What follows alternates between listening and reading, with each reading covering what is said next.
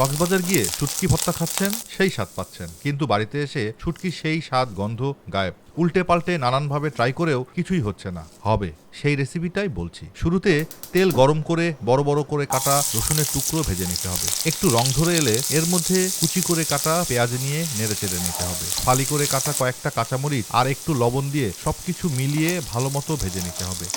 কাঁচা ভাবটা কমে একটু ভাজা ভাজা হলেই এগুলো তুলে রাখতে হবে।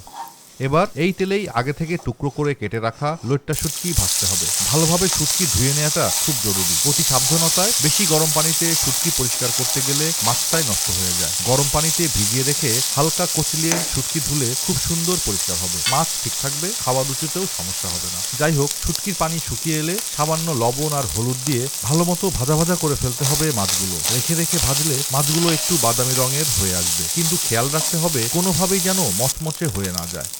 পানি শুকিয়ে মাছগুলো ঝরঝরে হয়ে গেলে একটা ব্লেন্ডারের জারে মাছগুলো তুলে ফেলতে হবে। ভাজা মাছটাকে একটু ঠান্ডা হওয়ার সময় দিয়ে অল্প একটু তেলে 3-4টি শুকনো মরিচ মচমচে করে ভেজে নিতে হবে। এতক্ষণে মাছটা ঠান্ডা হয়ে গেছে। এবার এর মধ্যে শুরুতে ভেজে রাখা পেঁয়াজ, মরিচ, রসুনগুলো মিশিয়ে নিয়ে খুব ভালোভাবে ব্লেন্ড করে নিতে হবে।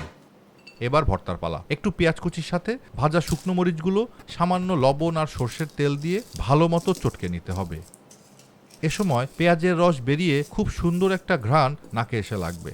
এর মধ্যে ব্লেন্ড করে রাখা শুটকি দিয়ে মনের মাধুরী মিশিয়ে মাখাতে হবে। এই মাখানোটাই কিন্তু এই ভর্তার আসল কাজ। যত সুন্দর মাখানো হবে স্বাদ তত বাড়বে। ভর্তা রেডি। যেভাবে মনের মাধুরী মিশিয়ে ভর্তা মাখা হয়েছে সেভাবেই গরম ভাতের সাথে ভর্তা মেখে মুখে দিন। এর পরেও যদি সেই স্বাদ না পান তবে কক্সবাজার গিয়ে শুটকি ভর্তা খাওয়া ছাড়া আর কোনো উপায়ই রইল না।